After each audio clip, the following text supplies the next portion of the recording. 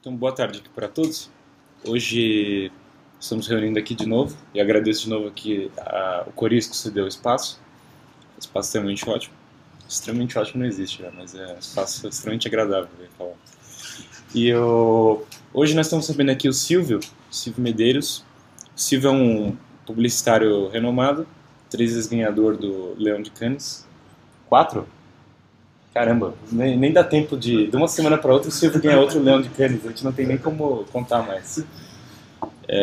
Que é o maior prêmio da publicidade, né, mundial. Então, o Silvio que está manipulando a nossa cabeça, então por aí. Mas pro bem, finalmente algum publicitário que nos manipula pro bem. E ele vai falar aqui sobre David Horowitz. Eu lembro da primeira vez que eu fui estudar, comecei a estudar política, né? Uma das coisas que me levaram a estudar, eu lembro que depois da eleição do Obama, teve toda aquela zombizada, né? Todo mundo começou, o mundo está salvo e tal. Eu lembro de desconfiar bastante daquilo. E eu comecei a estudar política americana por volta daquela época. Eu via claramente que tinha alguma coisa errada, assim, porque nos jornais brasileiros o Obama era o Messias e tal. Quando você ia pesquisar a vida dele, não batia tanto com o que saía o que as pessoas achavam que era. Isso foi uma coisa que me impressionou bastante. E nessa mesma época eu encontrei com os estudos de David Horowitz. Então na escola todos nós somos ensinados que o capitalismo americano, o império americano é uma coisa muito maligna, que está destruindo o mundo. E o candidato Barack Obama seria o contrário disso, a redenção, vindo contra as grandes fundações e contra o grande poderio. E o David Horowitz fez todo um estudo mostrando que, muito longe disso, as grandes fundações apoiam Barack Obama. Se eu não me engano, o financiamento de campanha dele foi o maior da história dos Estados Unidos.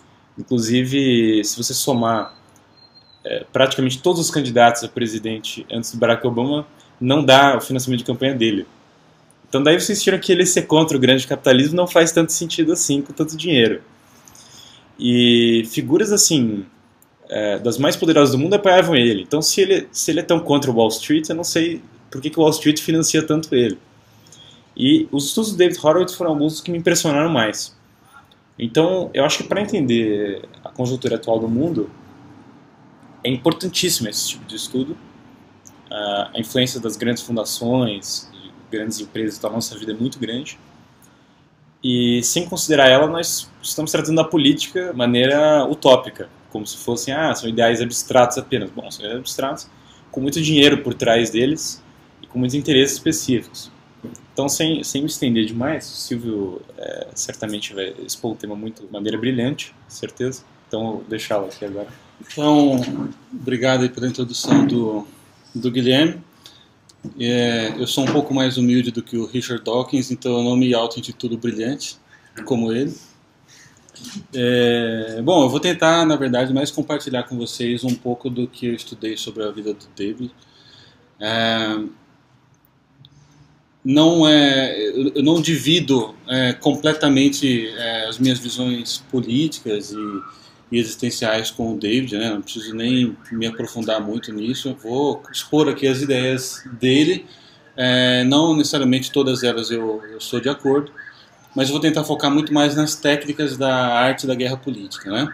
Então, esse aqui, deixa eu mostrar aqui para a telinha, esse é o livro, né, que a gente vai falar um pouquinho hoje, David Horowitz, A Arte da Guerra Política.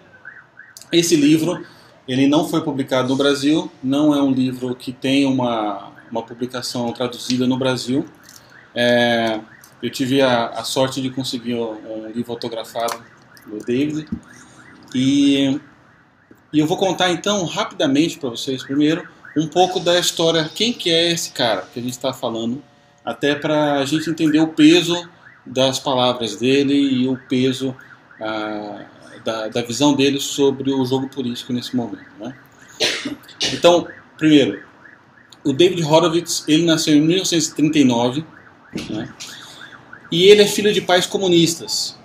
Os pais do David, ele dizia que o sonho dos pais dele eram viver como espiões nos Estados Unidos, né? Então estavam ali todos na Guerra Fria esperando um grande momento de choque entre Estados Unidos e União Soviética para então se mostrarem como verdadeiros agentes soviéticos dentro dos Estados Unidos, né? E o David, então, ele cresceu nesse mundo altamente ideologizado, né, pelo marxismo. E a infância dele toda foi basicamente a convivência com outras famílias que compartilhavam esses ideais comunistas junto com os pais de David Horowitz. Qual que foi a primeira grande... A gente vai ver aqui que o David ele teve dois grandes momentos de conversão na vida dele, conversão política, né? A primeira foi quando ele tinha 17 anos de idade. Então, em 1956, quando assume o sucessor de Stalin na União Soviética, o Nikita Khrushchev, o Nikita ele fez então um trabalho de denúncias ostensivas contra o reinado de Stalin, que antecedia ele, né? Então ele começou a tornar público, quer dizer, algumas cartas e alguns documentos que eram secretos, que circulavam internamente dentro do Partido Comunista da União Soviética, que mostravam que no período dos grandes expurgos de Stalin, uma série de crimes foram cometidos contra o próprio povo russo, né? Então lá ele vai mostrar, enfim, os genocídios, os gulags, vai mostrar a maneira sanguinolenta que Stalin agia com os próprios partidários, né? As pessoas do próprio partido que ele teve que matar para se manter no poder. E esse Khrushchev Report, como foi conhecido, ele caiu como uma bomba no mundo ocidental, assim. Então, nesse momento, a gente vê na história uma série de comunistas se desfiliando de partidos comunistas, cada um em seu país, né? E lá nos Estados Unidos não foi diferente, né? Então, ali foi o momento da primeira conversão. O David ele tinha 17 anos e ali ele deixa de ser comunista e ele vai então se tornar um socialista mais moderno, como nós temos no dia de hoje, né? Então, o David ele foi um dos criadores da New Left nos Estados Unidos. A New Left, a nova esquerda, ela pretendia articular o marxismo original. Então eles desejavam um retorno às origens do marxismo, purificado dos crimes de Stalin e de Lenin. E a ideia dessa New Left era então você trazer muitos dissidentes dessa desistência, dessas deserções em massa dos partidos comunistas do mundo todo, para um movimento que era visto como inofensivo, por um movimento que era visto como tolerante. De fato, eles gostavam muito de articular as ideias marxistas com economia de mercado, com ideias muitas vezes encaradas como neoliberais, mostrando realmente que essa era uma esquerda purificada, muito mais atraente e progressista mesmo, né? Então, a gente vai ver aí, no final da década de 60, começo da década de 60, na verdade, em 62, 63, o David Horowitz ele vai se formar, ele vai tirar o Master Degree dele em Literatura, na Universidade de Berkeley, na Califórnia, e lá ele já começou então a criar um movimento de resistência estudantil contra a Guerra do Vietnã.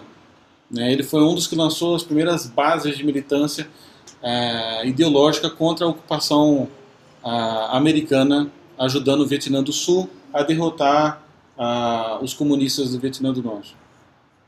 Ali ele começa a se tornar muito famoso, ele começa a se tornar uma grande influência no meio acadêmico, ele se torna editor de muitos jornais e de revistas.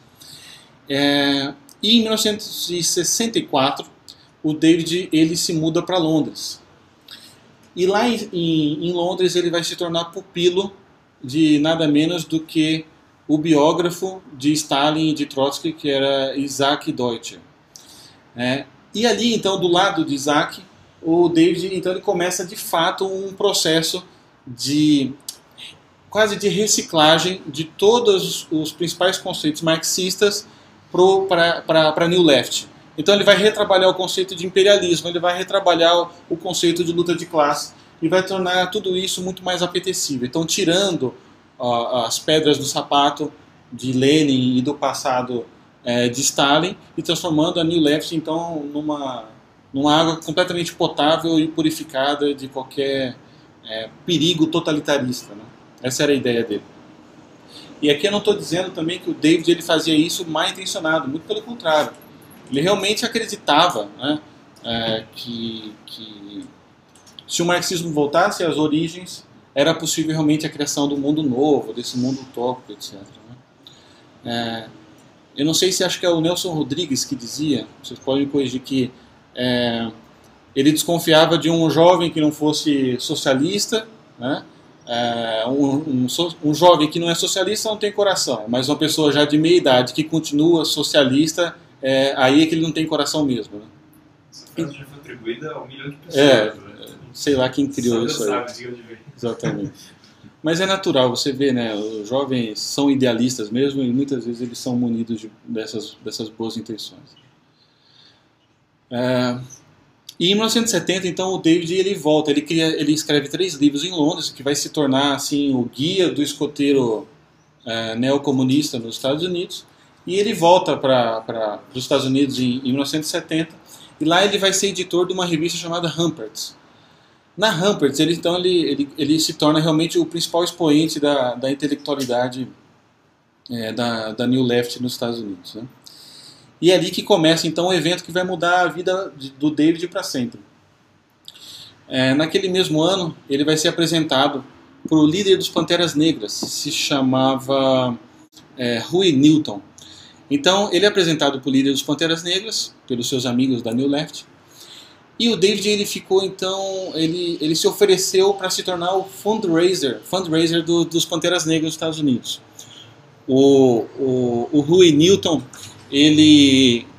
para quem não conhece, os Panteras Negras, eles eram um partido extremamente revolucionário lá nos Estados Unidos, né? Eles eram conhecidos como a vanguarda da revolução, porque eles eram conhecidos por carregar armas, as próprias armas, em manifestações civis.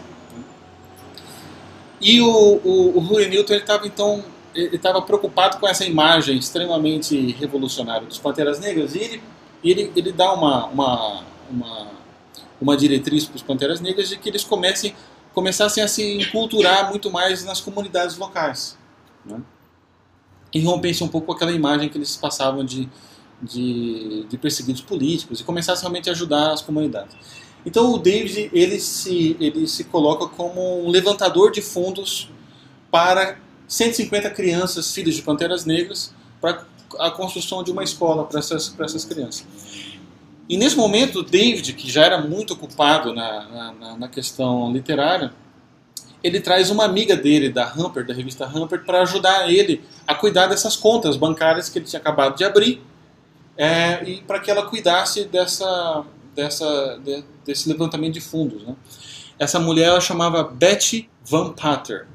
Então, a Betty ela fica encarregada de ajudar o David na criação dessas contas, na manutenção das contas.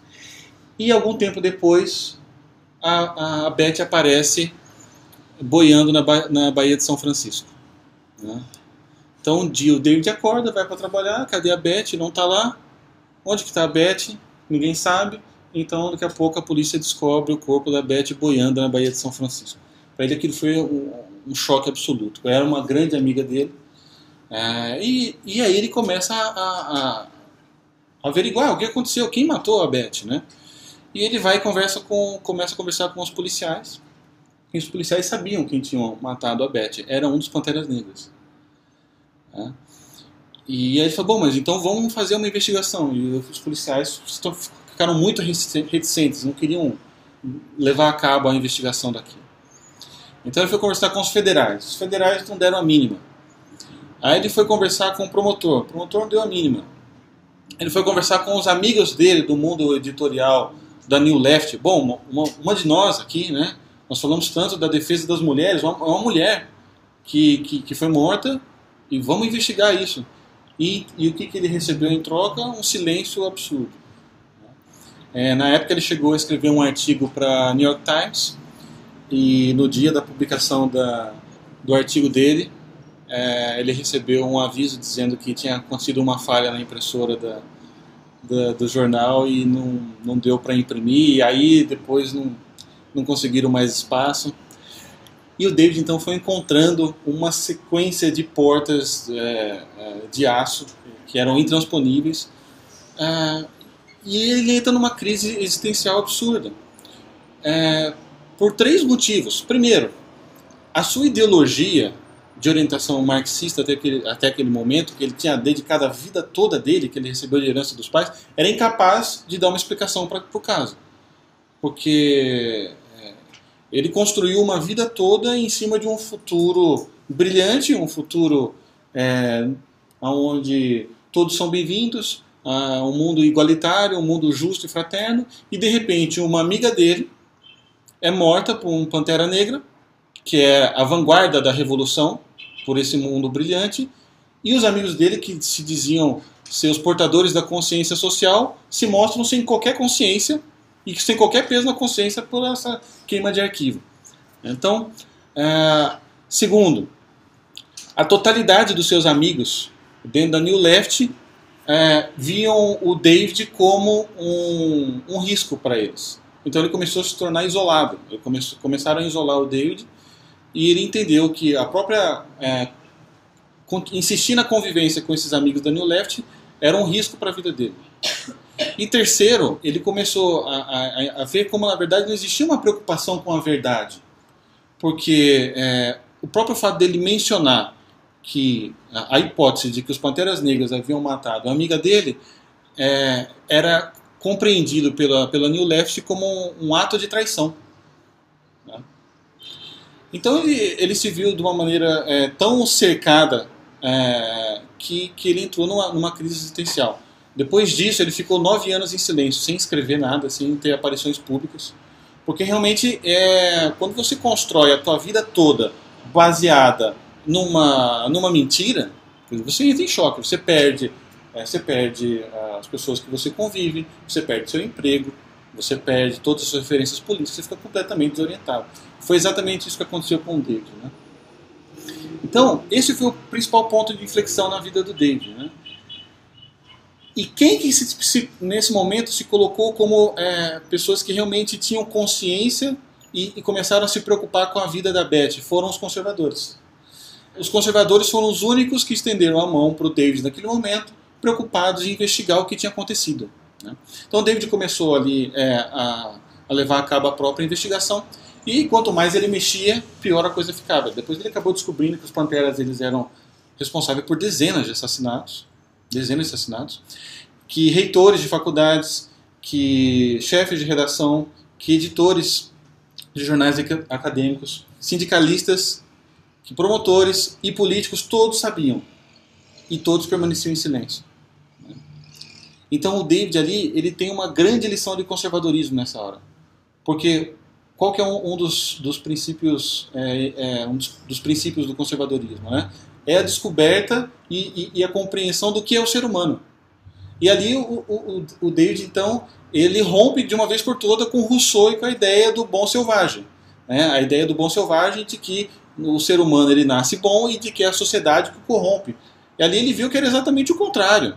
Ele viu que eram pessoas extremamente más, que tinham piedade e misericórdia seletiva. Quer dizer, se você defende a minha visão, eu tenho misericórdia e eu vou levantar a minha voz ao seu favor. Se por um acaso você deu o azar de ser contra os meus princípios, tudo bem se você morrer. Eu não vou defender isso, mas também não preciso falar, eu não preciso fazer essa denúncia. Então ali ele entende exatamente o contrário. Que as pessoas realmente elas são dotadas de vaidade, as pessoas são dotadas de ganância, de ambições, de orgulho, e isso entra como, quer dizer, é um asteroide, né, em todo o bloco de convicções do David até então. E ali o David ele entende também que os Panteras Negras eles não eram perseguidos pela polícia porque eles eram perseguidos políticos. Não, eles eram perseguidos pela polícia porque eles realmente representavam uma ameaça às pessoas. Eles matavam pessoas. E foi isso que ele descobriu, né?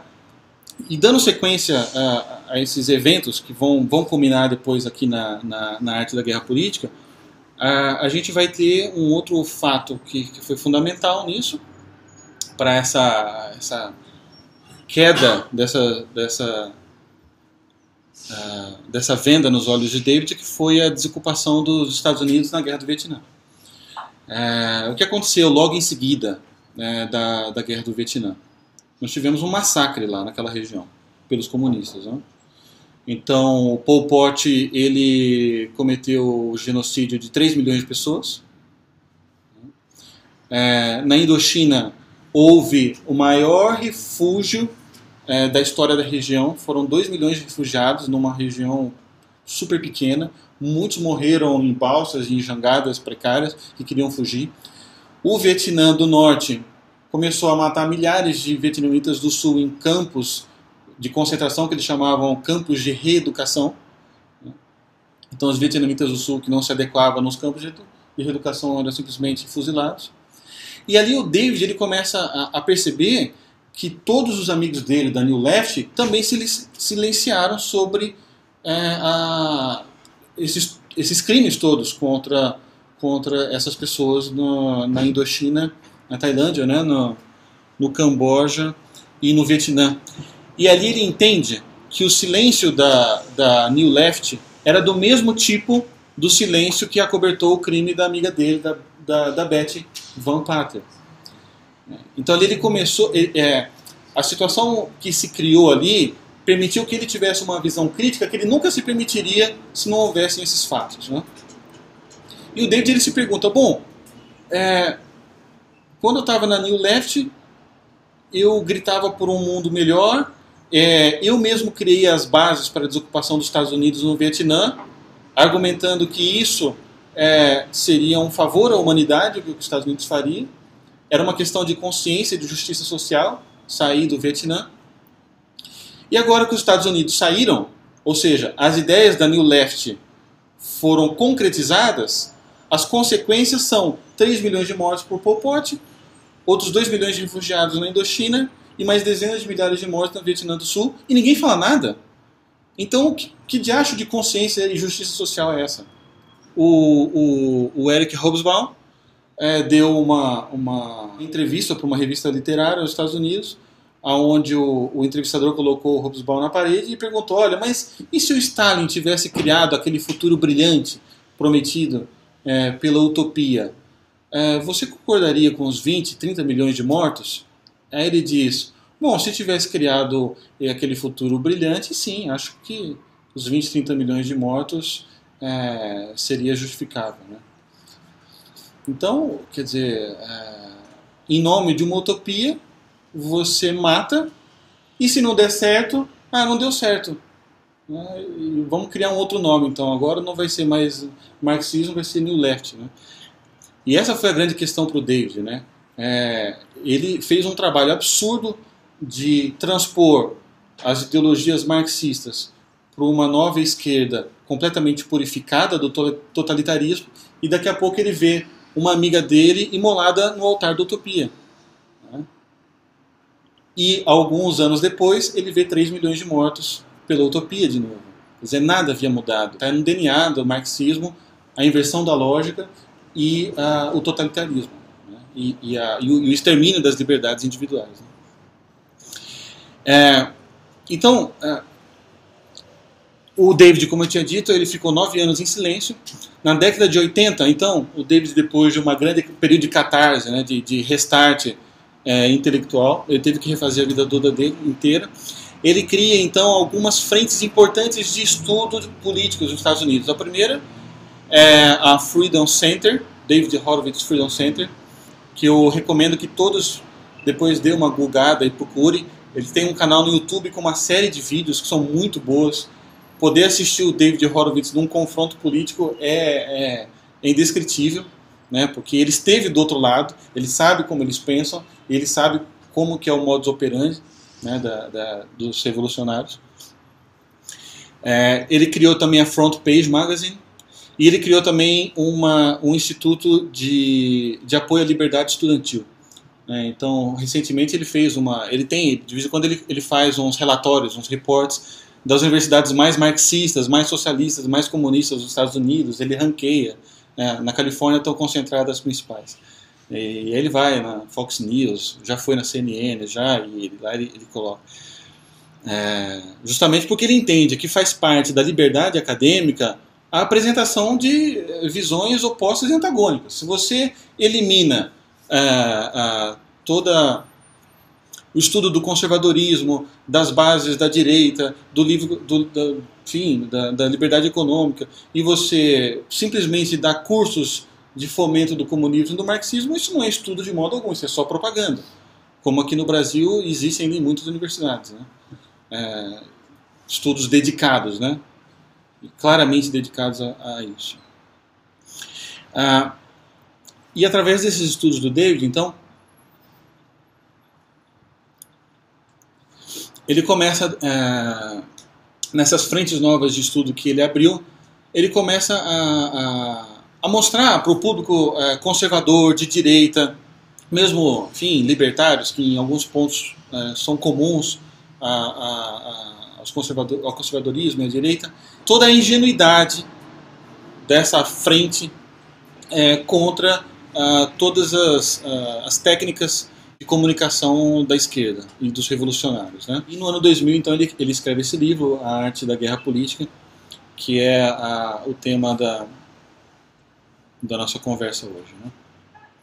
Então, qual que é a primeira ideia da arte da guerra política, né? A primeira ideia a arte da guerra política é que quem baseia a sua luta política na base da esperança da desistência do lado oposto vai morrer, com 100% de certeza. Se você entra num ringue e lá no ringue você começa a acender vela e rezar para que o teu oponente tenha um ataque cardíaco ali, quem vai morrer é você, com absoluta certeza, né? E isso serve para qualquer ideia, para defesa de qualquer ideia, para qualquer plataforma política, enfim, para qualquer proposta. Por exemplo, uma pessoa que sai aí para defender, por exemplo, a liberdade dos pais para educar os próprios filhos. Se ele sai em campo para defender isso, esperando que o outro lado vá cair em contradição e vai ser visto negativamente pelo público, ele vai perder. Um religioso que sai debatendo com um neo-ateísta militante, esperando que ele vai se mostrar antipático ao público e isso garante a vitória dele, ele vai perder. Um conservador que espera que a esquerda crie caos e destruição e isso seja a principal prova de que as propostas dele são ruins, ele vai perder. E vai perder sempre, está destinado à derrota eterna. Então, porque é guerra, né? Isso é simplesmente isso, guerra política. Né? Nós vivemos um campo de guerra política e guerra cultural absurdo. E aqui também, acho que vale uma autocrítica também aos conservadores e à direita brasileira,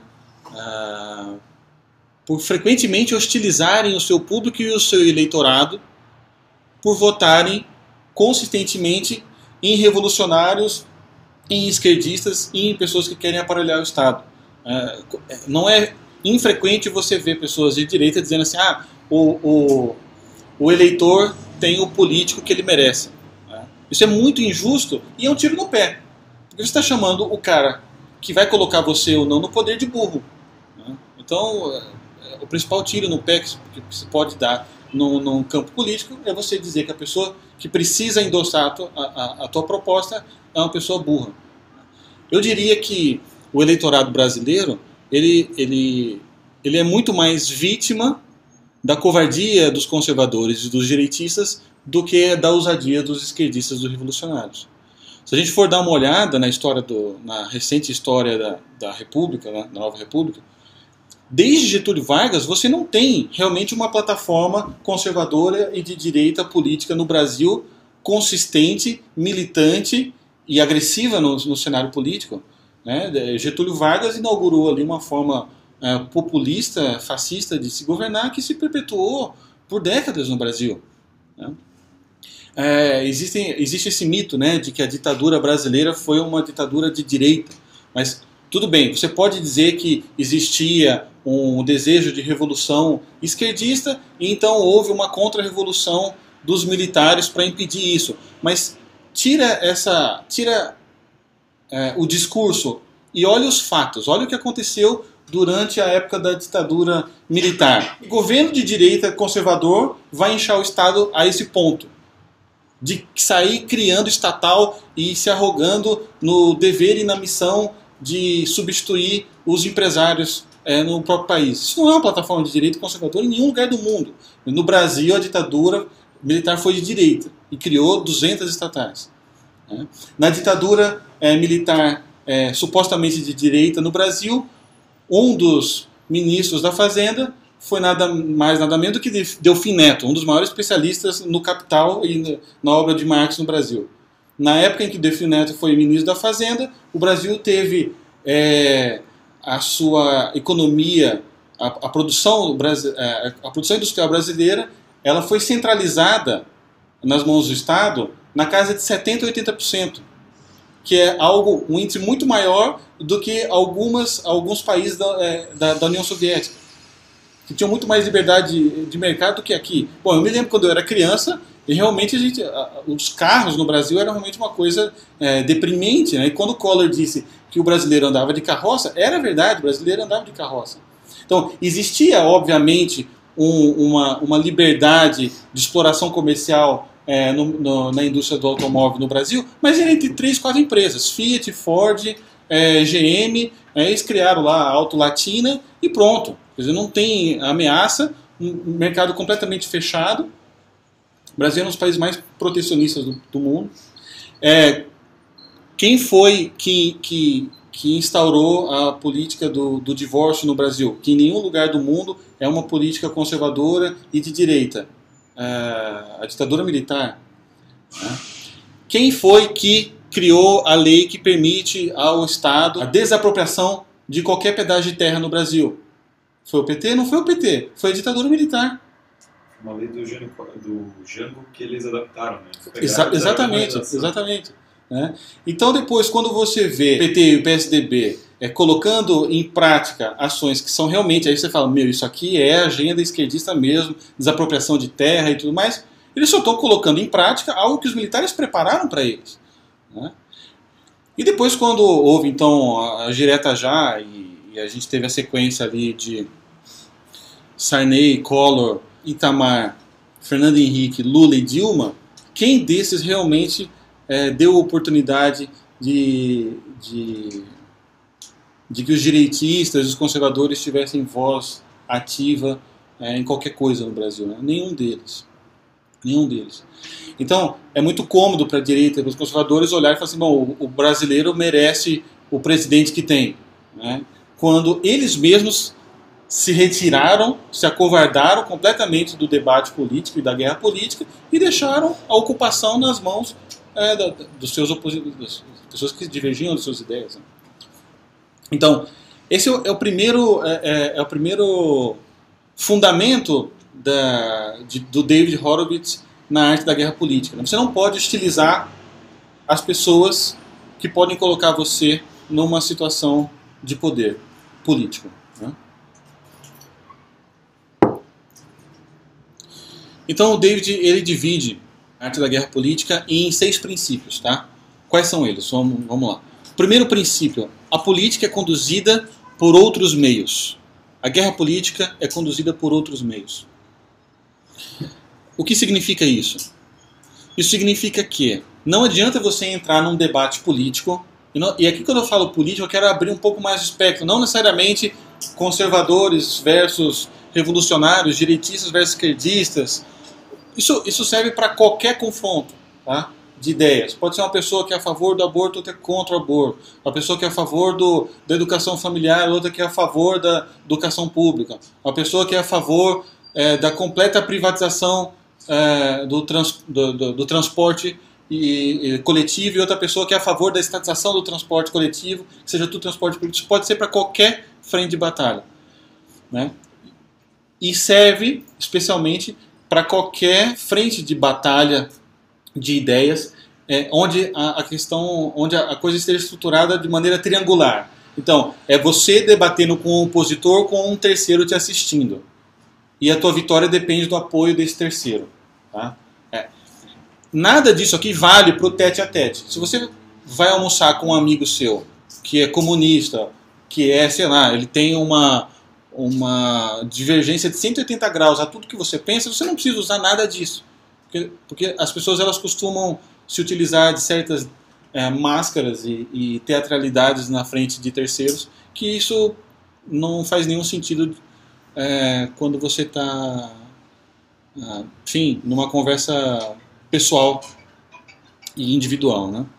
Então a política é guerra é conduzida por outros meios. O que significa isso? Significa o seguinte: no debate político vence aquele que consegue se comunicar com o seu público final de maneira rápida, fácil, simples e acessível, né? Então por que são outros meios? Qual que seria o meio fundamental do debate político? A confrontação de ideias, de argumentações, de sistemas lógicos. Mas você deve guardar todo esse discurso empolado, essa argumentação acadêmica para um segundo momento. Isso você deve guardar para a militância, para pessoas que já concordam com você e que querem se aprofundar nos fundamentos da sua linha de pensamento. No confronto político você tem que ser simples. Você tem que abrir uma conta do Twitter e tem que ser 140 caracteres, no máximo, as coisas que você tem que falar. Você vai ter 1 minuto para falar. Então, guarde os discursos empolados e acadêmicos para outra hora. Então, primeiro princípio, a guerra é conduzida por outros meios, que não os acadêmicos. Tá? O segundo princípio da guerra política é que política é guerra de posição.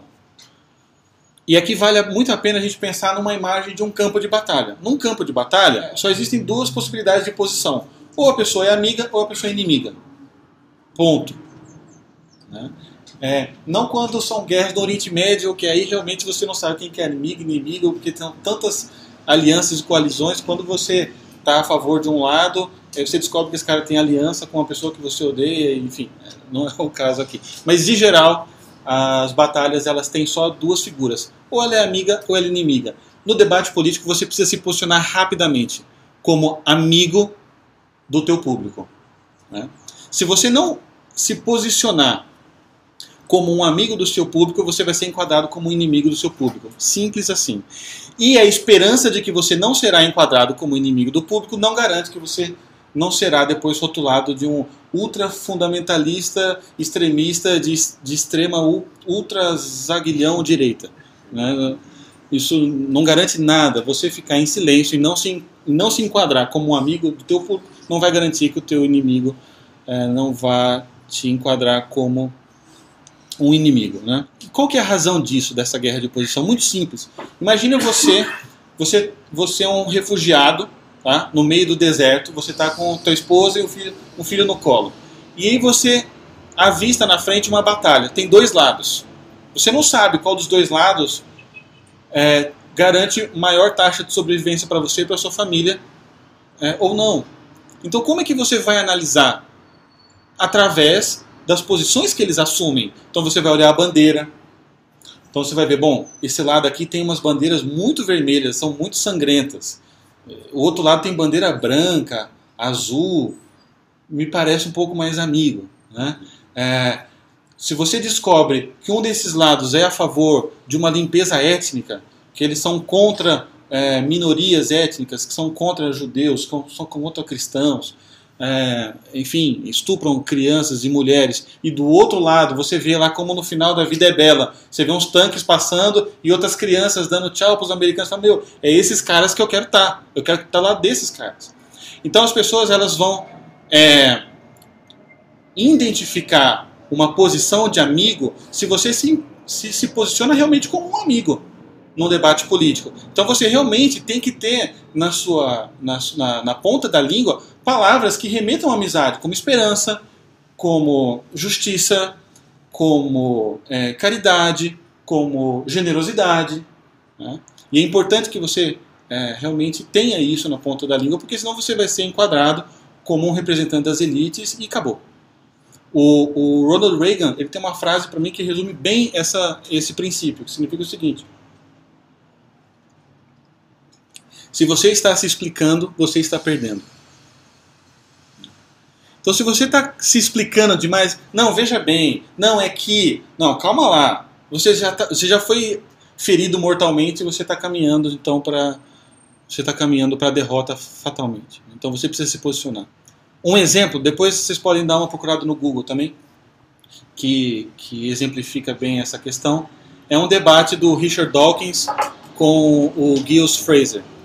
Então, o Richard Dawkins, ele está francamente usando, nesse momento, claramente ele está usando o segundo princípio, que é se posicionar como um amigo. Vendendo o lado dele, como o lado mais racional e ótimo da humanidade. Né?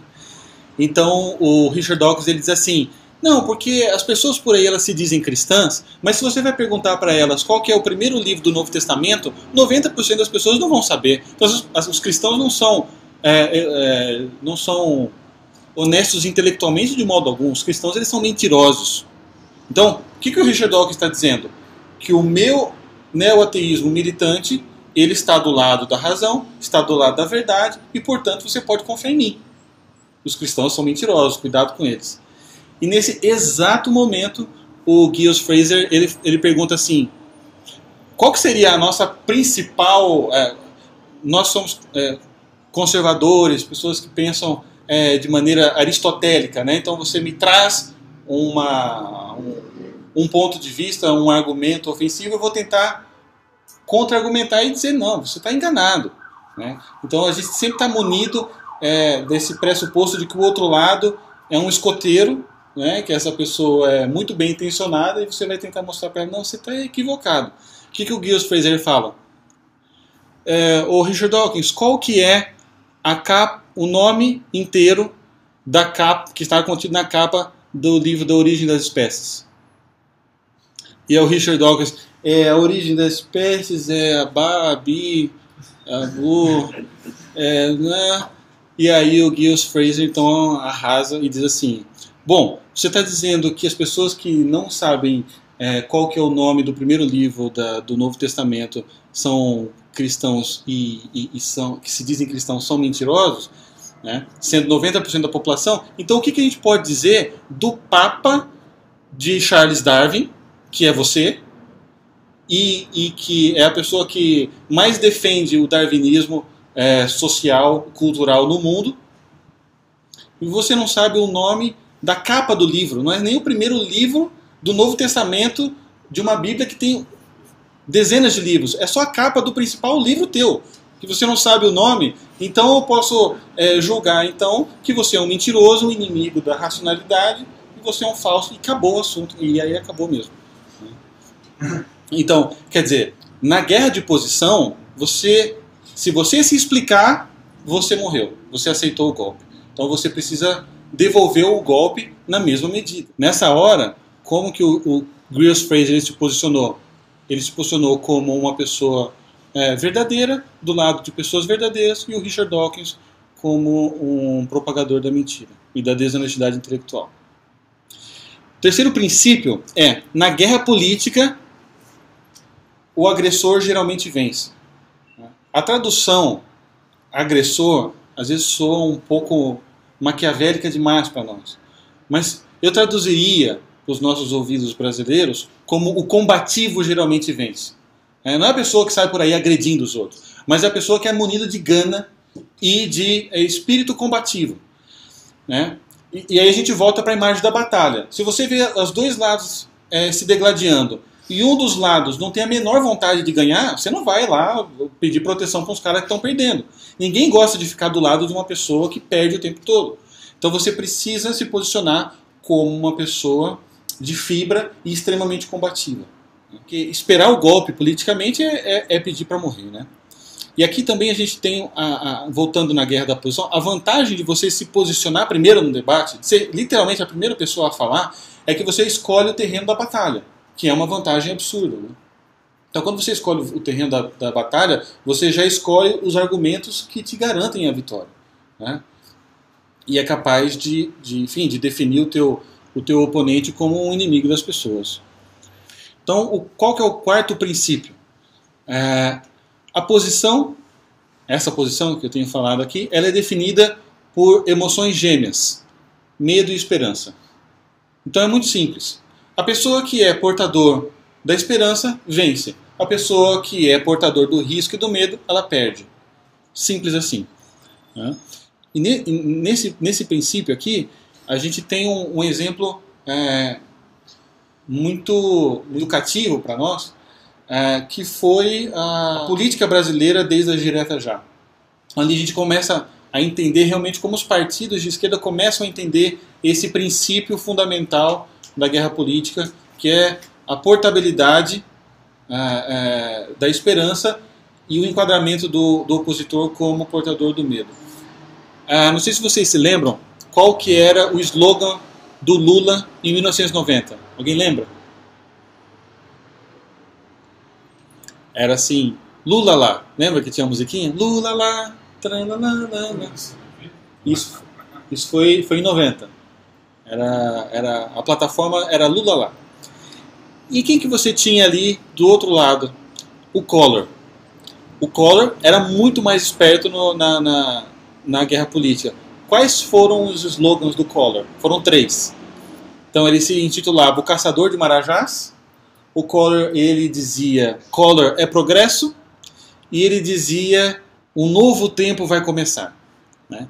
Então, como que o Collor ele se posicionava aqui? Bom, se você vem comigo, um novo tempo vai começar. Então, eu sou o portador de um dia mais esperançoso, de um amanhecer melhor. Eu sou um caçador de marajás. Bom, quem não gosta de estar de um lado de uma pessoa que tem fortes convicções morais, né? Especialmente contra ladrões, né? Então, ele se colocava como o defensor dos pobres, das pessoas que eram roubadas pelos marajás. E depois ele se colocava como Collor é progresso. Bom, eu quero melhorias para minha vida e esse cara está dizendo que vai fazer isso. E o que o Lula dizia? Lula lá. Então, o que isso diz para as pessoas? Não diz nada. Diz simplesmente que o Lula vai estar lá em Brasília e pronto, ponto final. Então, nessa guerra de posição, que ela é rápida, ela é ágil e ela é feita com códigos muito simples, o Lula se mostrou e o PT ali completos ineptos naquela altura, né? Depois, em 94, quando a gente tem a eleição do Fernando Henrique, qual era o slogan do Fernando Henrique? Gente em primeiro lugar. Né? Veja que emocionante dizer isso. Né? Então a minha plataforma de governo vai colocar as pessoas em primeiro lugar. E o eleitor pensa assim, bom, eu sou uma pessoa. Então ele vai colocar a minha vida em primeiro lugar. Gostei desse cara. Né? E qual foi depois o slogan da reeleição do Fernando Henrique? O Brasil não pode voltar atrás. Avança Brasil. Então ele mostrava... Então isso costuma ser uma regra. Isso aconteceu com o Lula, com o Fernando Henrique, muito possível aconteça com a Dilma e aconteceu com o Obama. Então, na primeira fase de campanha, você vai se projetar como portador da esperança e na reeleição você vai qualificar o teu oponente como portador do medo. Então, qual foi a segunda fase do Fernando Henrique? O Brasil não pode voltar atrás. Quer dizer, se vocês me tiram do poder, o Brasil volta atrás. E o que era voltar atrás? Era voltar atrás do plano real. Eu me lembro quando eu era criança, uma vez eu cheguei para minha mãe e falei assim, mãe, eu quero muito comprar alguma coisa na vendinha da escola. Minha mãe me deu um calhamaço de dinheiro, parecia um tronco fatiado, assim, um corte transversal. Eu levei lá e falei assim, moça, o que dá para comprar? Ela pegou aquele monte de dinheiro e falou assim, isso. Ela me deu uma bala chita. Não sei se vocês lembram da bala que tinha um macaquinho. Eu falei, mas tem um monte de dinheiro aí. Ela, não, mas é isso que dá para comprar. Então, assim, as pessoas realmente tinham muito medo de voltar para aquela época de inflações de 5.000% ao ano. Então, bom, se vocês colocarem o Lula no poder, é isso que vai acontecer, subliminarmente falando. Né? E quando o Lula ele finalmente consegue a presidência da República, qual que foi o slogan do Lula? Vejam o aprendizado dele nesse período. Quem que o Lula trouxe para ser seu vice-presidente? Né? Um símbolo do livre comércio, um empresário. Né? Então ali ele começa a fazer o quê? Ele começa a parar a barba, deixar o cabelo sempre bem cortadinho, usa terno com um corte bacana e se aproxima do centro, porque o senso comum se direciona normalmente para o equilíbrio e repele os radicais, né? E qual foi a plataforma da reeleição do Lula? Quando era contra o Alckmin, e o Alckmin tinha ganhado aqui em São Paulo. Era: não vamos trocar o certo pelo duvidoso. Então aqui ele abandonou a esperança e qualificou o seu oponente como um portador do medo, do risco, né? Então esse aqui é um princípio fundamental, né? Saber utilizar os símbolos e os ícones que remetem à esperança e medo, né? Então isso nos traz ao quinto princípio, que as armas políticas são os símbolos propriamente ditos que evocam medo e esperança. Não sei se vocês se lembram, mas houve alguns momentos na campanha de eleição da Dilma em que foi mencionado em alguns lugares que se o José Serra ganhasse, corria-se o risco de se acabar com a Bolsa Família. O que isso está dizendo? Senão que se esse outro sujeito ganhar, ele vai acabar com todos os benefícios que as pessoas mais simples e pobres têm. Ou seja, o portador do medo e do risco, né?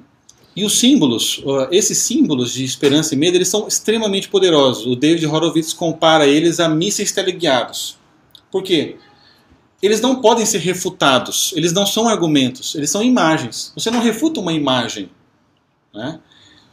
E isso nos Estados Unidos, os democratas, eles dominam com maestria total a utilização de símbolos para se enquadrarem como portadores da esperança e os republicanos como portadores do medo, né?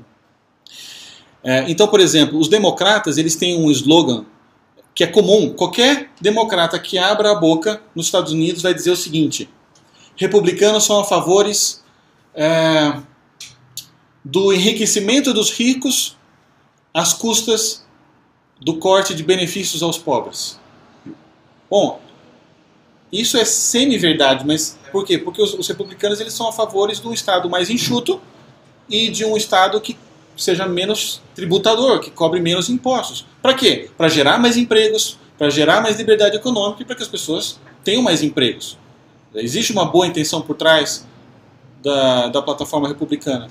Mas como que os democratas eles se utilizam disso? Através de um símbolo que transforma os republicanos em portadores do medo e do risco.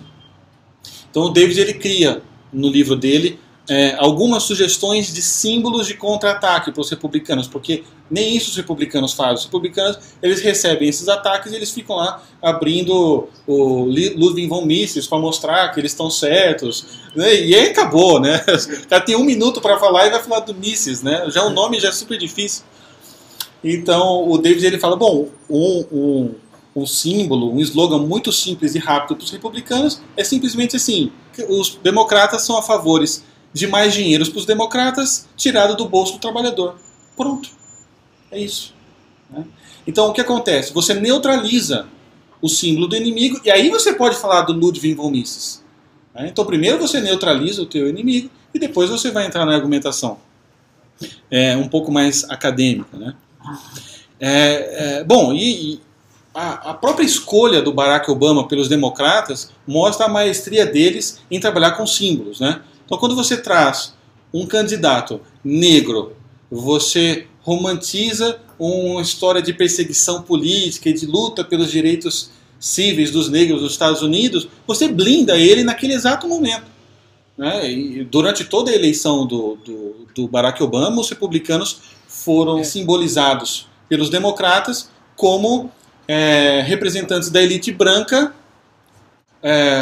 fundamentalista e extremista de direita, racistas, né? Quando na verdade eles estavam só debatendo as ideias partidárias, né? E se vocês forem dar uma olhada na última eleição, que foi a reeleição do Barack Obama, como que o Mitt Romney enquadrava o Barack Obama?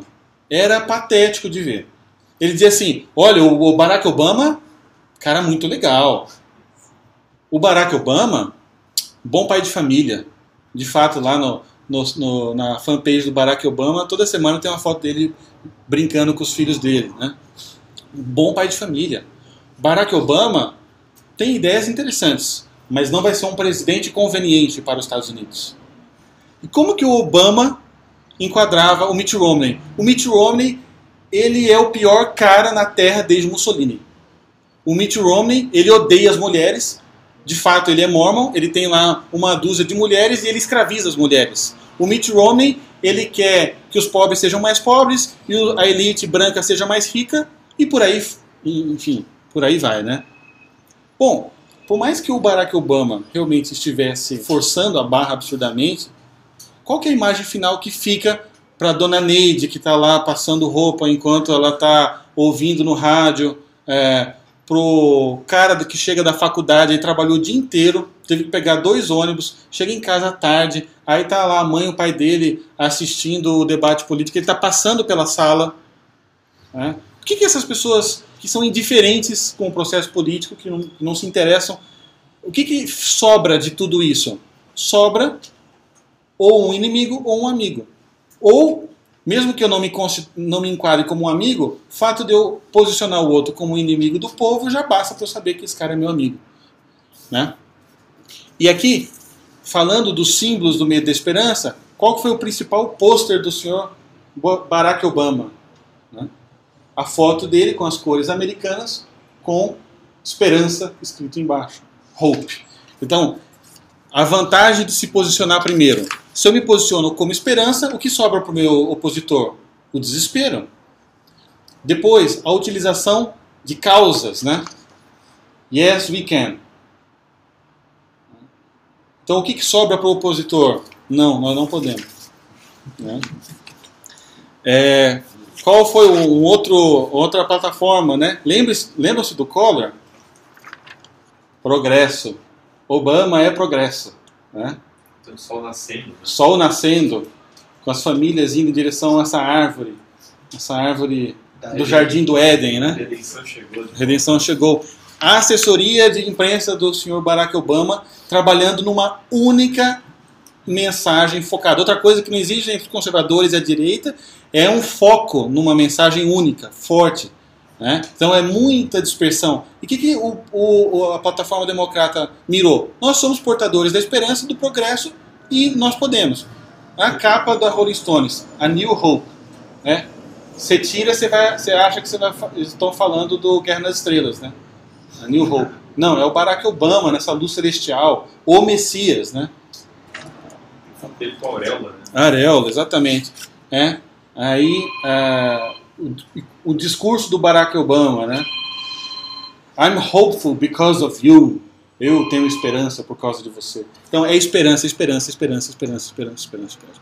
Bom, isso tem um efeito acumulador na consciência das pessoas, né? Por mais que eu não saiba o que esse cara está dizendo, o cara se posiciona como meu amigo, né? Bom, e isso nos leva para o último princípio, que é a vitória fica do lado do povo. Então, o Yes We Can, ele é uma plataforma que se posiciona do lado do povo. E isso aqui é, para mim, o principal abacaxi na mão dos conservadores e da direita, no mundo inteiro. Porque os conservadores e os direitistas, eles são a favor do quê? Principalmente, né, da responsabilidade individual. Então, cada pessoa é responsável pelo próprio destino, pelo próprio sucesso. Nós não dependemos do Estado, de benesses coletivistas para fazer a nossa vida. Né? Então, a responsabilidade da felicidade da minha vida está na minha mão. É isso que os conservadores direitistas defendem. E o que os esquerdistas revolucionários eles defendem? Eles defendem uma culpa social e um favorecimento coletivista para as pessoas mais simples, mais pobres, mais desfavorecidas. Bom, se você está na rua e uma pessoa fala assim, quer R$1, aí você vai falar o quê? Me dá, né? Então, se um movimento político ele se coloca de maneira expansionista, a custas de aumento de tributos a favor dos mais pobres, dos mais desfavorecidos, através da distribuição de vouchers, de stamp foods, como o Obama faz, ou de bolsa isso, bolsa aquilo, o que as pessoas vão fazer? Vão falar não? Não, vão receber. Sempre dá para comprar alguma coisa com algum dinheiro. Né? E esse é o grande problema, porque isso cria uma arapuca imediata para as pessoas que são a favor da responsabilidade individual. Então, por exemplo, o Bill Clinton, ele criou no governo dele uma dessas arapucas que foi: nós precisamos de mais dinheiro para a educação. Eu quero aumentar o dinheiro para a educação porque o mundo e os Estados Unidos só vai continuar sendo líder e transformador do mundo pela educação. Precisamos de mais dinheiro. Aí encaminha o projeto de aumento de tributo para o governo, para a Câmara. E aí, o que os republicanos eles fazem? Eles caem, mas como coelhinhos inocentes na jaula. E o que eles fazem? Nós somos contra o aumento de tributos. E eles falam: então vocês são contra a educação. Então vocês são contra que crianças carentes tenham oportunidades na vida. Né? Aí o que acontece? Acontece aquilo que o Ronald Reagan diz: se você está explicando, você está perdendo. Não, não é bem assim. É porque se você aumentar o imposto, a gente vai gerar mais pobreza. E aí acabou. Eles são contra a educação e ponto final. Então, o que os republicanos deviam fazer numa situação dessa? Né? Eles deviam dizer: não, nós queremos muito mais dinheiro para a educação. O Bill Clinton, você é muito avarento. Você está querendo dar $1 bilhão para a educação, vamos dar $20 bilhões. Mas é o seguinte: vamos fazer com que esses 20 bilhões sejam através de corte de gastos públicos, através de corte de benesses fiscais, porque os governistas estão vivendo bem demais, eles são muito ricos. E o que vocês colocam? Vocês colocam do lado do povo. O povo não quer políticos ricos, sendo sustentados pelo dinheiro que sai do bolso deles. Mas eles querem educação. Né? E se você coloca dessa maneira, o que acontece? Os democratas vão dizer assim: não, nós somos contra o corte de gastos públicos. Os republicanos podem dizer assim: não, vocês são contra a educação. Quer dizer, então no fundo, tudo no final se resume na maneira como você coloca as coisas nessa visão triangulada. Eu tenho que falar no debate público pensando em como isso vai atingir o meu eleitorado, como isso vai atingir o meu público final. Então, como que os republicanos, os democratas, aliás, os esquerdistas revolucionários, eles se colocam nos Estados Unidos e no mundo?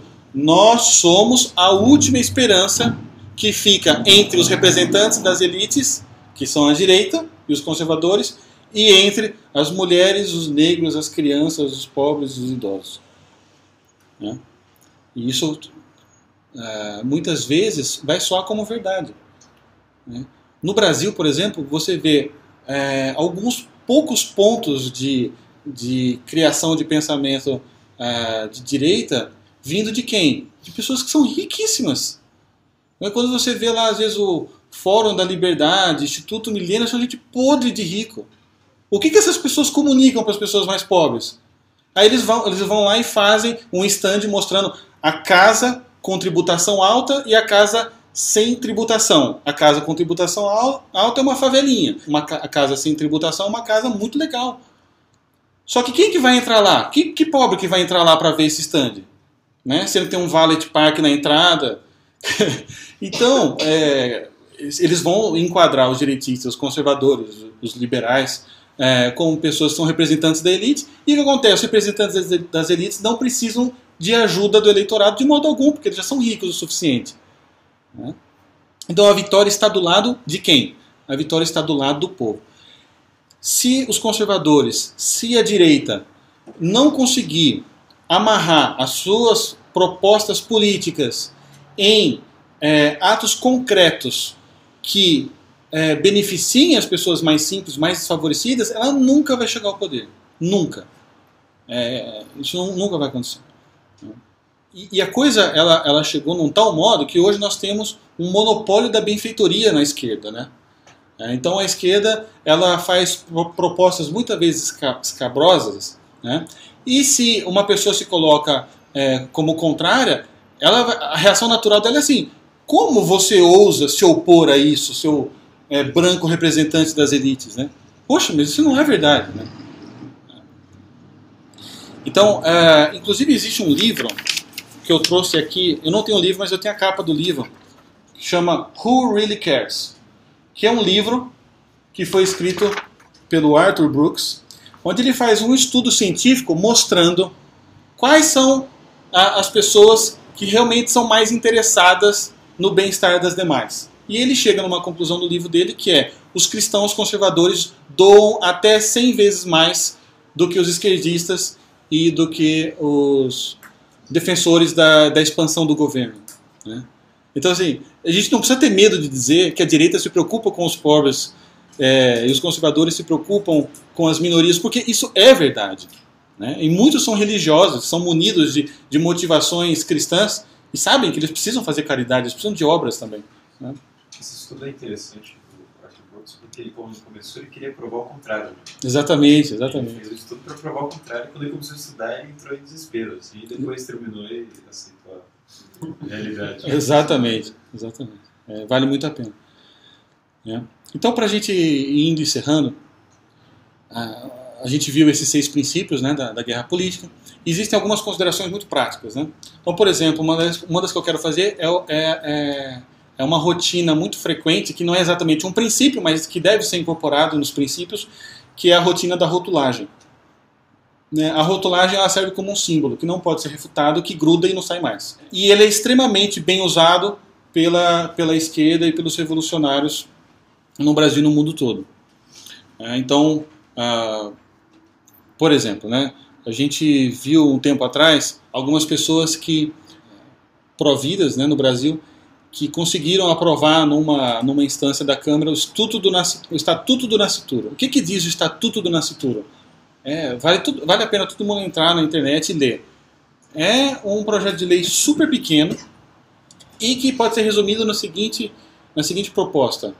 A mulher que se torna gestante através de uma violência sexual, ela deve ter o direito de uma ajuda de custo para que lhe dê o direito de escolher ficar com aquela criança, né?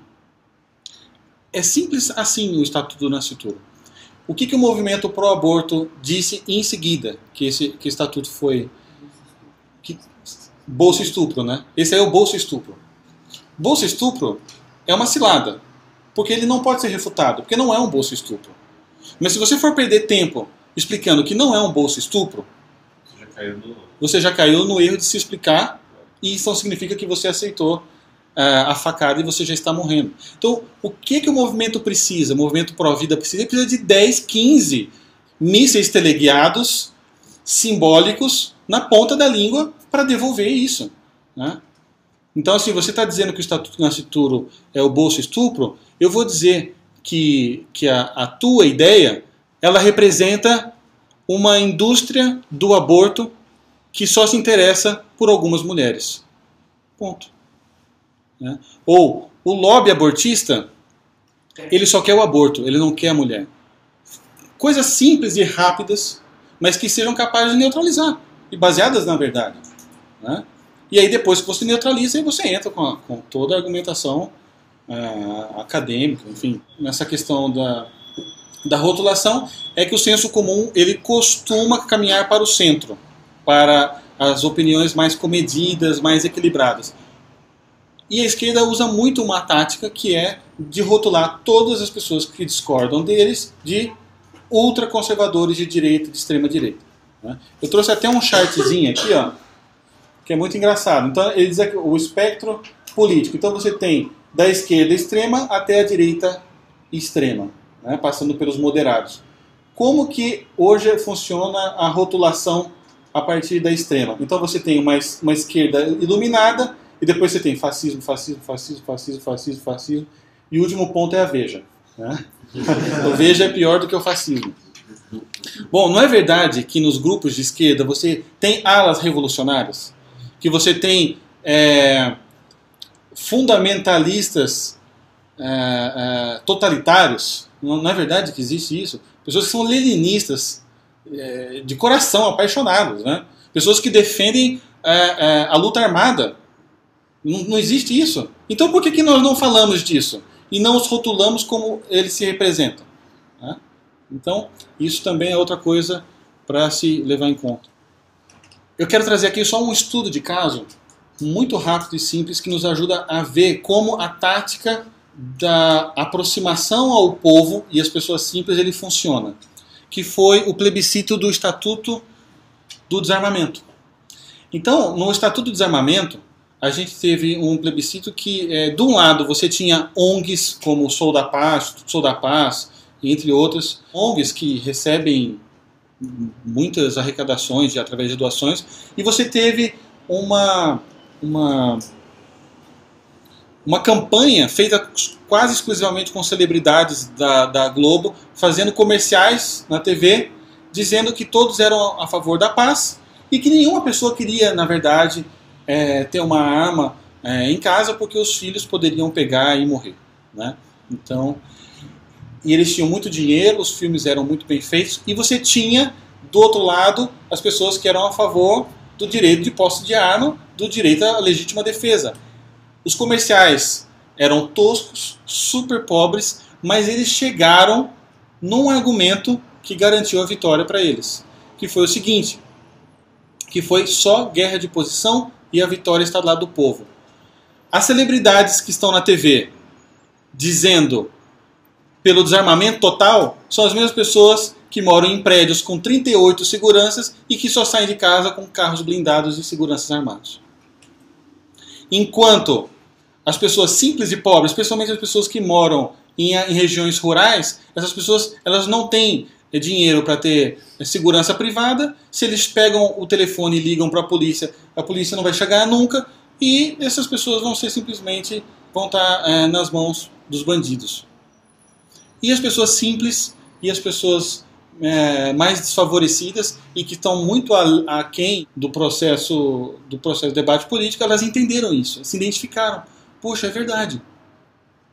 Os ricos eles têm como se defender, eu não tenho. Nessa época teve uma propaganda, acho que ela passava na Band, que era bem mal feita, mas era muito legal, que era uma imagem de uma zebra correndo, e vinha um leão por trás e catava a zebra. Era de Discovery Channel que foi tirado mal feito. E aí vinha uma tela branca e falava assim, desarmamento, ponto de interrogação, defenda-se. Exatamente. Era só isso. E você teve a criação de alguns cartazes também, que foi muito bom, que era assim, o pessoal começou a dizer, bom, então, a gente só quer fazer uma alteração nessa lei do Estatuto do Desarmamento. As pessoas que votarem a favor do desarmamento, elas são obrigadas a colocar uma placa na casa delas, na frente, dizendo assim, a minha casa é completamente desarmada. Né? Então, de novo, você foi muito rápido, simples e acabou indo no cerne da questão. Né? E um último ponto que eu queria trazer aqui, que é um trecho do livro mesmo, do David Horowitz, que diz o seguinte: as pessoas não vão se importar com o que você tem a dizer, a não ser que elas acreditem que você se preocupa com elas. A arte da política é persuadir as pessoas que não te conhecem e que você jamais vai conhecer, a não ser por símbolos e frases de efeitos que você se importa com elas. Né? E aqui eu quero trazer, então, para a gente encerrar, uma breve análise da visita do Papa Francisco aqui no Brasil. Né? Todos sabemos que a mídia, a grande imprensa brasileira, ela é extremamente hostil à Igreja Católica. Né? Extremamente hostil. E era muito hostil ao Papa Bento. O que o Papa Francisco fez quando veio para o Brasil? Ele fez todos os pontos desses princípios da guerra política. Ele se posicionou a favor do povo, ele se posicionou a favor dos mais fracos, dos mais desfavorecidos. Ele se utilizou de símbolos que comprovavam isso e de gestos concretos que mostravam a força e a coerência das ações. Então o Papa Francisco, na verdade, ele é um grande professor. Acho que fazia décadas que nós não vimos uma pessoa que sabia tão bem trabalhar com as armas do debate político como ele. Então ele vem para o Brasil num avião comercial. Ele chega no Brasil e desce do avião segurando a própria maleta, como as pessoas comuns, as pessoas simples que vão para o trabalho todo dia de manhã. O Papa Francisco, ele vai na favela, ele entra na casa de uma pessoa que mora na favela, que nem católica mostrando a sua tolerância, toma um café junto com os evangélicos. O Papa Francisco, ele se mete no meio do trânsito caótico no Rio, abre a janela, num Fiat Idea, sem blindagem, coloca a vida dele em risco. Depois do atentado do Papa João Paulo II com a Ariaca, nenhum Papa pode descuidar da segurança. Né? E não, mas ele colocou ali a vida dele em risco, a segurança em risco, para estar próximo das pessoas. Ele quer estar próximo, ele quer tocar, ele quer beijar aquelas crianças. Né? Então isso tem um poder simbólico mais forte do que qualquer mídia hostil. Isso tem um poder de penetração absurdo. Quer dizer, por mais que você coloque lá o Leonardo Boff para narrar a chegada do Papa Francisco, as pessoas vão gostar mais do Papa Francisco do que do Leonardo Boff. Porque eles estão vendo. Né? Então, isso nos traz o seguinte, né? Ou eu trabalho a minha plataforma, as minhas ideias políticas de uma maneira que se aproxime de verdade com as pessoas, que mostra a elas que você é um deles, que você se importa e que você está fazendo, ou você nunca vai sair do discurso ou do teu blogspot.com. Nunca vai sair de lá. Né? É preciso transpor as tuas ideias políticas de uma maneira que beneficie as pessoas. Porque no final das contas é sobre isso que é política. A política é a forma mais alta da caridade. Então supõe-se que as pessoas no debate político também estejam munidas de intenções de caridade, de fazer coisas boas. Né? Então basicamente é isso, gente. Não sei se alguém tem alguma pergunta. Eu queria também fazer uma menção que é o seguinte. Apesar do livro da Arte da Guerra Política não estar traduzida no Brasil, existe um blogueiro muito interessante que chama Luciano Ayan, que traduziu 80% do livro e colocou no blog dele. Né? Então qualquer um pode ter acesso. Se digitar lá A Arte da Guerra Política, Luciano Ayan, você vai ver esse livro, boa parte dele traduzido.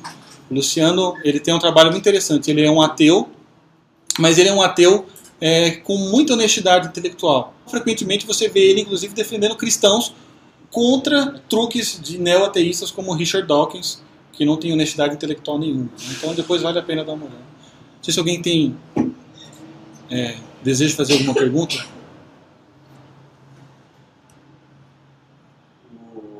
Tem uma pergunta seguinte. Me parece que se você pegar esses 6 princípios e seguir a ferro e fogo, assim, a pessoa tem que correr o risco de você se tornar um profundo vaidoso. No fundo, se você se transformar numa capa, porque os princípios, você tem os princípios e tal. Um demagogo. Oi? Um demagogo. Exatamente. Quer dizer, como o David Horowitz, ele chega a estudar, quer dizer, como sustentar essa capa, como sustentar esse discurso. Quer dizer, é preciso uma formação moral e de virtudes por trás para você sustentar esse discurso, essa capa, ou não? É possível você fazer estudo de caso e ver, não, isso não é necessário. É possível você manter essa capa até o fim? Não, na verdade, assim, seria muito... Sim, seria uma interpretação muito triste do trabalho do David Horowitz, transformar esses princípios dele numa arte e se transformar em um demagogo. Porque, na verdade, o que acontece? Por isso que eu quis também trazer a história do David Horowitz. O David Horowitz entendeu que a New Left que ele havia criado tinha transformado esses princípios em instrumento de demagogia. A própria existência desse trabalho dele é fruto de uma indignação com a demagogia. Né? Na verdade, a ideia da utilização desses 6 princípios é uma ideia de formação técnica para o debate político. Né? É óbvio que se você começar a usar esses princípios como uma capa de demagogia, em algum momento você vai ser pego. E aí você coloca em risco, enfim, uma plataforma inteira. Né? Então, por isso que eu trouxe também, quis trazer esse breve estudo de caso do Papa Francisco. Né? Se não for pego, pior ainda. Né? Mentiroso. Exatamente. O Papa Francisco ele sabe usar muito bem o fato de estar do lado das pessoas, os símbolos de esperança. Ele sabe usar muito bem os símbolos em si mesmo. Né? Hoje em dia muitas pessoas não sabem o que significa um sinal da cruz, mas elas sabem o que significa andar num Fiat Idea com a janela aberta num local com 3 milhões de pessoas. As pessoas conseguem entender a simbologia de usar uma hóstia em Roma confeccionada por uma prisioneira em Buenos Aires, que ele usa. As pessoas entendem isso. Né? Mas, veja, a força do Papa Francisco está em usar os princípios em coerência com um projeto de vida. Né? Então, e uma coisa que é interessante é o seguinte, nós não precisamos ter o medo de que isso caia em mãos erradas. Isso já está em mãos erradas. Nós precisamos agora usar isso nas mãos certas. Né? Uma observação e uma pergunta. Você falou de Lula em 1990, falou disso. coisa que me chama a atenção. Falou do Collor. Esses outros têm tido um aparato, acho que, de agências e tantos. Isso. E de tudo. Mas uma coisa que me chama a atenção, de 90 para cá, principalmente, o único presidente que se colocou como adversário político na frente deles foi um só, Fernando Collor. Por que será que os outros, quer dizer, a ingenuidade de tudo, porque você pode ver, ele até fisicamente, tudo, o único que se coloca como adversário político. Até eu acho que, não sou partidário a ele, e muito menos aos outros.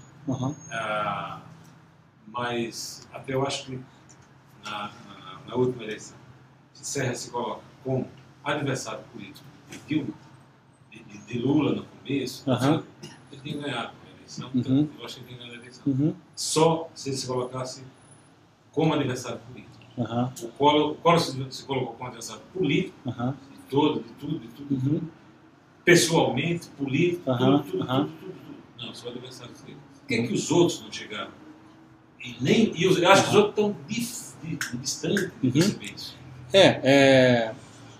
Eu só queria fazer uma distinção aqui também, já agora colocando a minha visão. Eu não considero José Serra e Geraldo Alckmin, Marina Silva, como verdadeira oposição, porque para minha visão eles estão do lado da esquerda, completamente imersos na esquerda.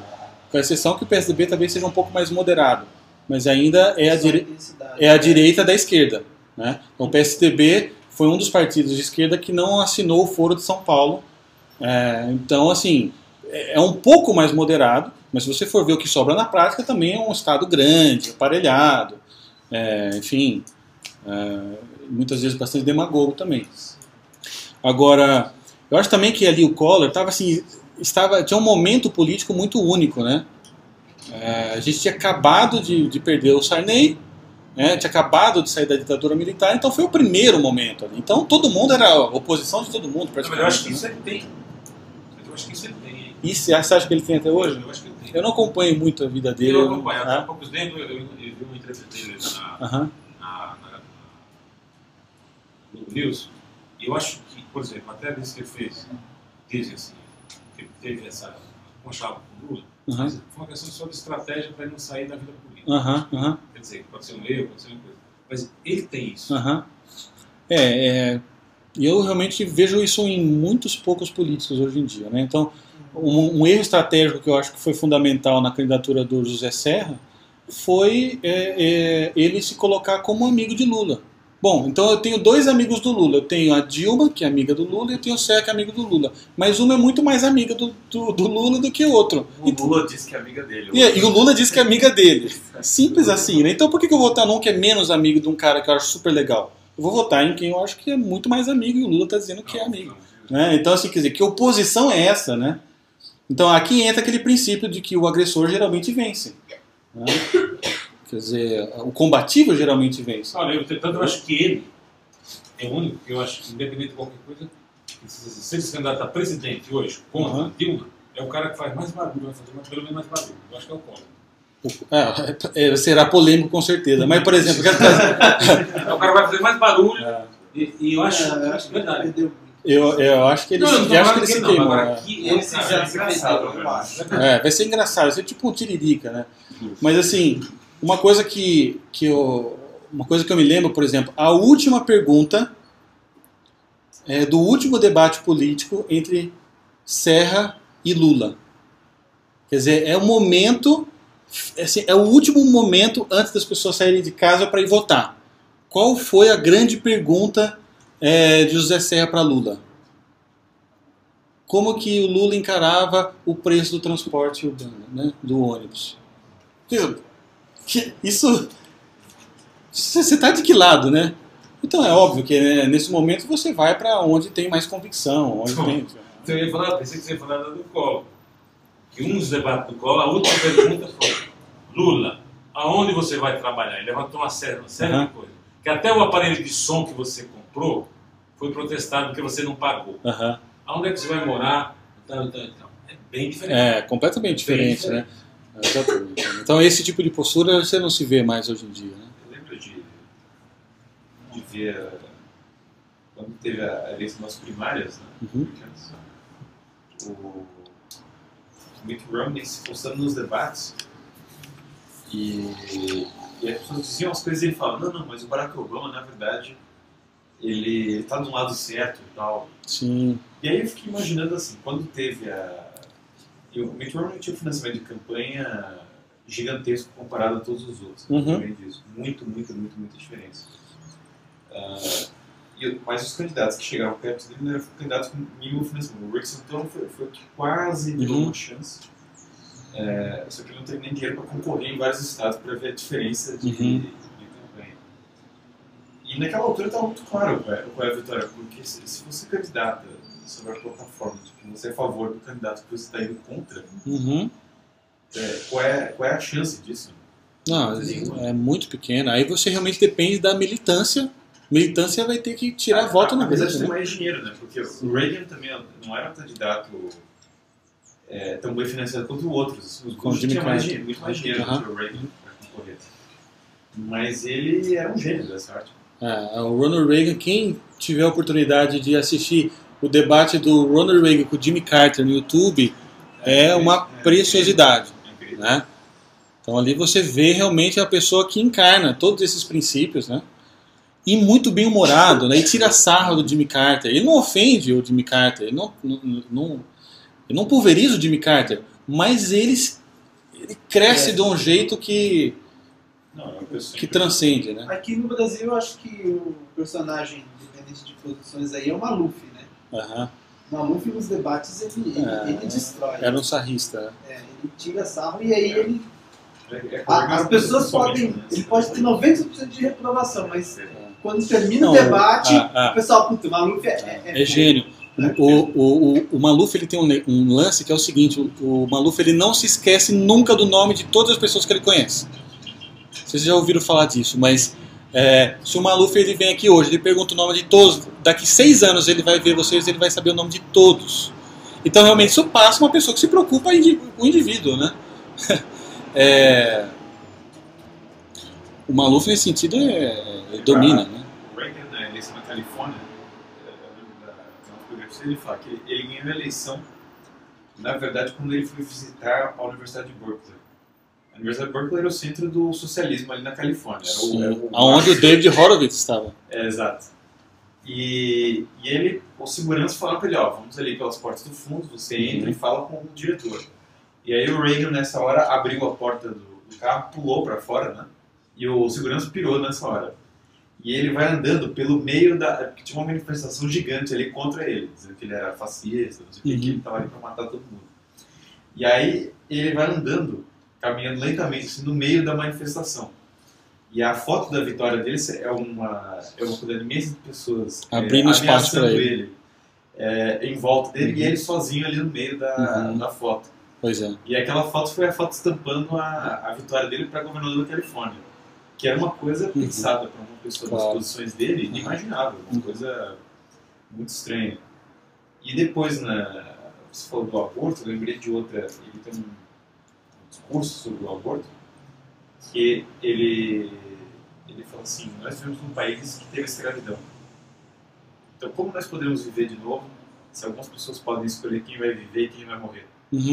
Então, nessa hora, todos os adversários dele, que inteiramente desarmados, né? Sim, exatamente. O que você faz com o discurso desse? No fundo, está correto. Claro, exatamente. Eu acho que é um pouco isso, sabe? Assim, a gente não... os conservadores, pessoas de direita, religiosos, eles não têm que usar os princípios da guerra política para criar uma capa. Né? A capa já está aí por aí. Já está por aí. Defendendo tudo que não presta. A gente precisa realmente utilizar para transparecer a verdade. Para transparecer a verdade. Para mim, qual que foi a principal lição do Lula de 90 para o ano 2000? O Lula, em 1990, antes dele abrir a boca, ele inspirava medo. Porque aquela barba, cabelo, a roupa. Em 2000, o Lula, sem abrir a boca, do lado do Alencar, ele inspirava confiança. Então, quer dizer, você tem que preparar o terreno para que o que você disser seja bem aceito. É simples assim. Então, por exemplo, o movimento, eu até trouxe aqui fiz um pequeno teste, assim, o movimento, um dos principais ataques, né, que o movimento Pró-Vida recebe é de que o movimento Pró-Vida é constituído pela elite branca, por homens brancos que nunca vão se engravidar, e por religiosos, fanáticos. Aí você entra lá no Facebook e digita pro-life. Aí olha só o que vem aqui, ó. Então vem assim, ó.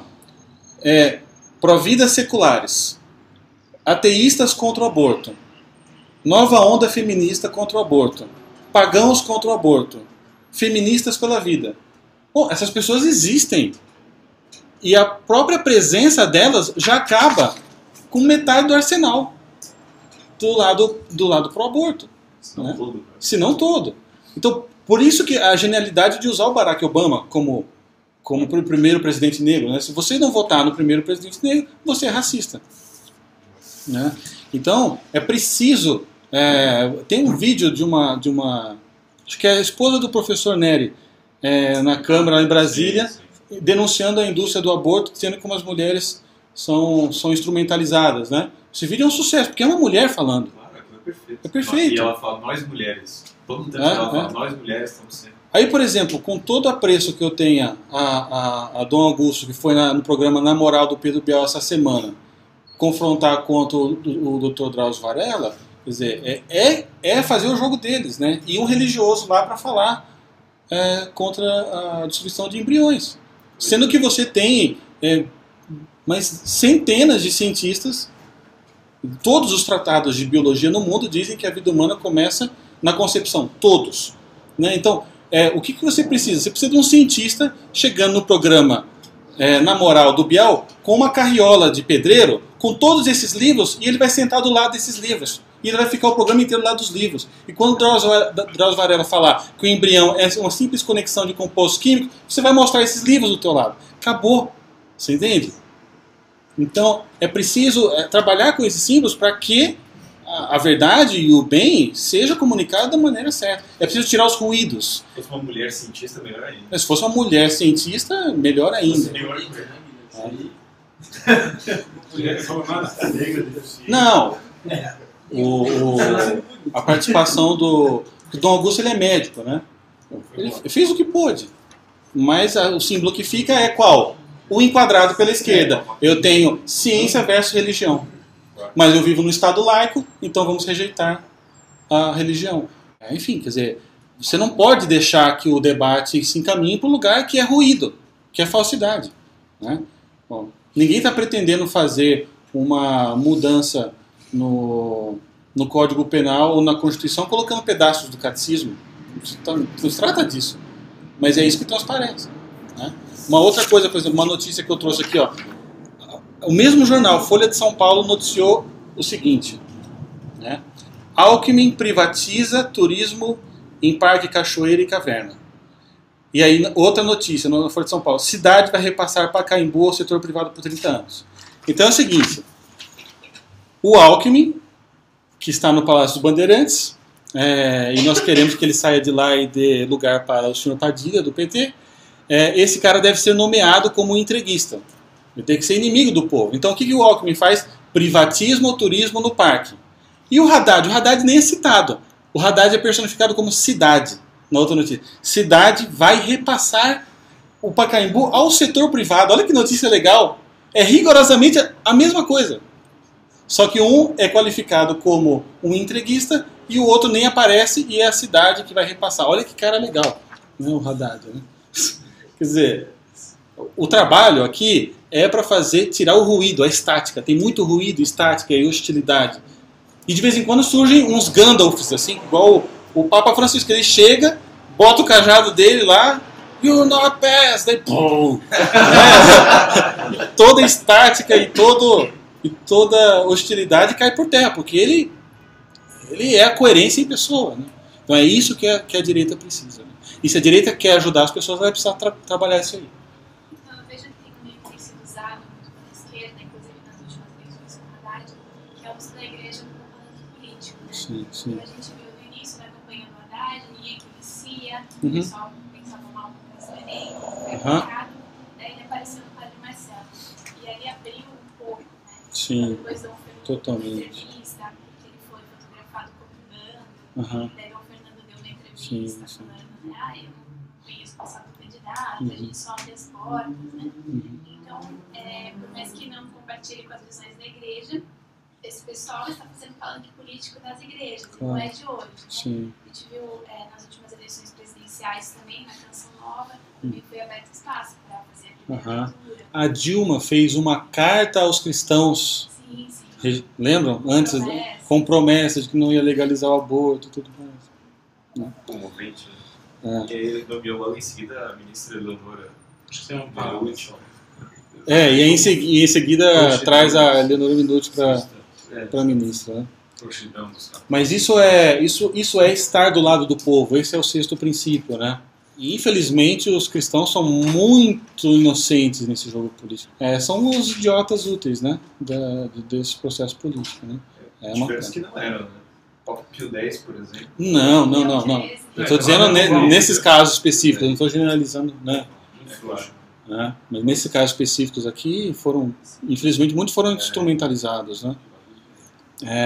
Mesmo, por exemplo, quando o Papa Francisco chega lá no aeroporto, quais são as pessoas que vão tirar foto com ele? Marta Suplicy, né? E por aí vai, as pessoas vão, né? Porque no fundo é o quê? Esse cara, ele exala confiança e credibilidade. Então eu quero estar do lado dele.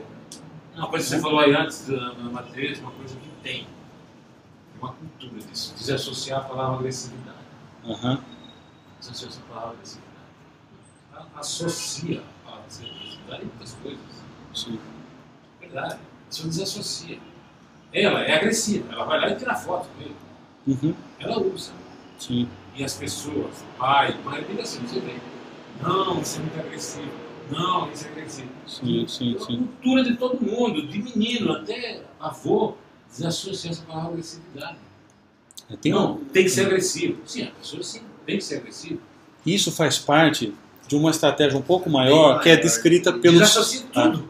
Isso faz parte de uma estratégia um pouco maior, que a gente pode deixar para uma outra palestra outro dia, do Saul Alinsky. O Saul Alinsky, inclusive, foi tema de tese da Hillary Clinton, e ele criou o guia para os jovens revolucionários dos Estados Unidos, né?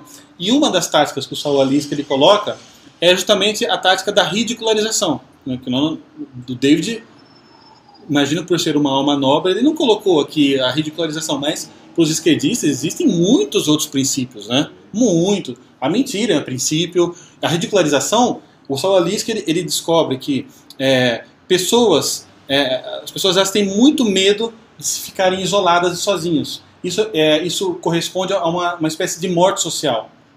Então, muitas pessoas sabem utilizar a ridicularização como uma arma mestra na arte de calar o outro. Né? Então, isso é tudo, ressentimento, inveja. Exatamente. Todos os sentimentos negativos imagináveis. Sim, e a Hillary Clinton, ela é especialista em Saul Alinsky, academicamente falando. Né? Barack Obama passou anos estudando a obra de Saul Alinsky, conheceu os círculos mais próximos dele. O Bill Harrison, o melhor amigo dele da universidade. É o pupilo do Saul Alinsky. Claro. Então, nesse sentido, é uma coisa que eu acho muito interessante a agressividade, porque a agressividade vai de encontro com a ridicularização. Se você é combativo contra a ridicularização, você tira a maior arma dele. Tem uma coisa meio ruim dessa. Tem essa agressividade, né? Coragem. É coragem, fortaleza mesmo. Mas assim, tem lugar que você pode chamar coragem. Às vezes você tem que usar a palavra mesmo. É agressivo. Eu uso, por exemplo, coisas. Uma pessoa termina um exame de caráter, eu digo, tá bom, mas falta agressividade. Falta agressividade. Agora, depois, uma outra etapa, você saber canalizar isso aí, outros 500. Sim. Outras coisas. Mas falta agressividade. Não, é muito agressivo. Não é muito agressivo. Não é muito agressivo. Isso faz parte até da desconstrução da virilidade masculina, né? Que a gente estava conversando. Né? Você ridiculariza aquilo. Exatamente. Né? Então, todo mundo no fundo, a ideia de Rousseau lá do bom selvagem, né? Todas as pessoas são boas, todas as pessoas são honestas. Não, imagina, essa pessoa jamais faria o mensalão. Isso aí certamente teve alguma coisa boa por trás. Né? É um medo absurdo de encarar a realidade. Né?